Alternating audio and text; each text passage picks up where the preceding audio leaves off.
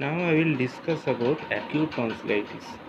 Acute tonsillitis is mainly caused by viral infection, but in case of bacterial infection, group A beta hemolytic streptococcus or Haemophilus influenzae bacteria are very much uh, prone bacteria for the infection of this acute tonsillitis.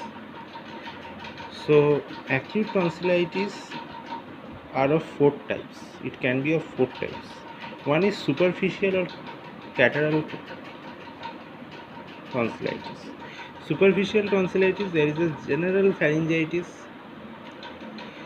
like sore throat, the pharyngitis symptoms, dysphagia with tonsillar enlargement, with slight tonsillar enlargement.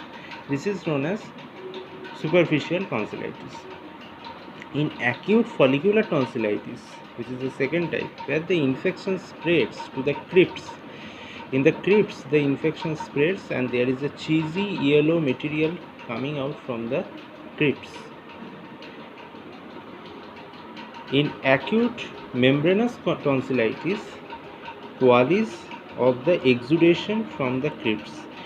From the crypts, there is a exudative materials are released which coalesce together to form the membrane. This membrane is pseudomembrane.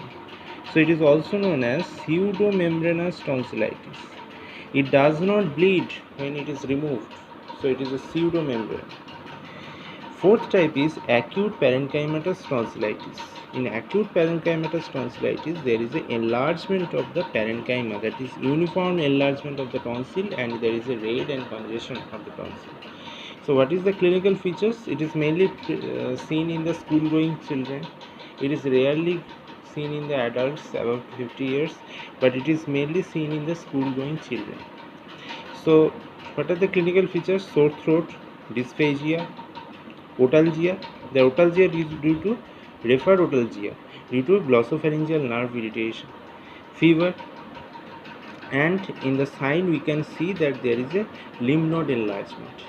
The jugulodigastric lymph node, which is supplied by the tonsils, are enlarged,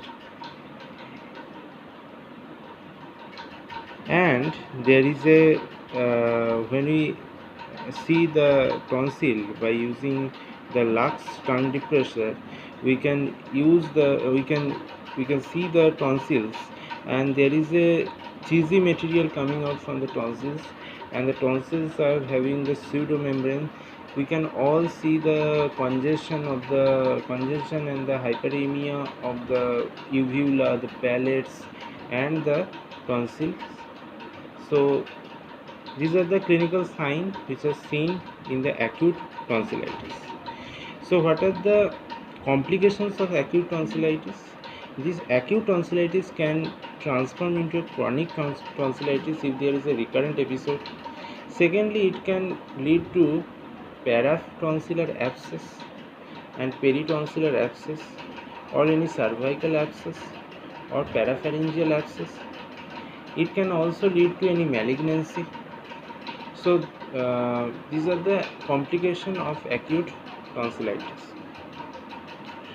Now this membrane, how to differentiate this membrane, whether that is a true membrane or it is a false membrane or it is any other kind of membrane. So what are the other membranes which we can see? First one is the membrane we can see is the acute tonsillitis. We can see the pseudomembrane in acute membranous type of tonsillitis, which is the exudation of the crypts which coalesce together to form this membrane. Second membrane we can see in case of diphtheria, which is slow in onset, but it is a true membrane.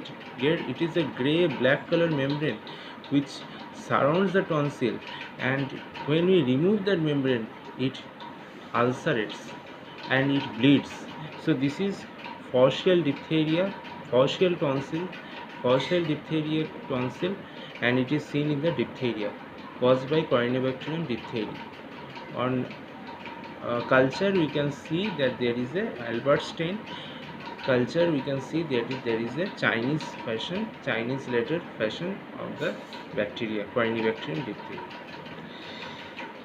In case of Vincent angina, which is very much important, the Vincent angina, or it is also known as trench mouth. Here you can see that there is a membrane over the tonsil which is insidious in onset. Acute necrotizing ulcerative gingivitis. It is also known as acute necrotizing ulcerative gingivitis. It is mainly caused by Borrelia vincenti and also an anaerobic bacteria F. fusarium.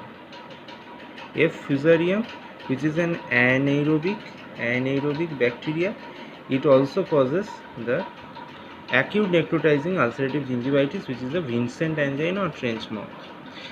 It is basically due to the interdental papilla infection. Interdental papilla infection. Now, infectious mononucleosis, it is mainly caused by Epstein-Barr virus. Here the tonsils are enlarged, congested, and there is a membrane. Heterophile antibody increases. In the posterior triangle of the neck, there is a lymph node enlargement. In the first week, there is the lymphocytes and WBCs are normal, but in the second week, the WBC count becomes high. Now, fourth can be lymphoblastic leukemia. Fifth can be agranulocytosis, where the WBC count is less than 2000 per cubic millimeter, and neutrophil count is less than 5%. It is a ulcerative necrotizing erosion. There is a ulcerative necrotizing erosion in agranulocytosis.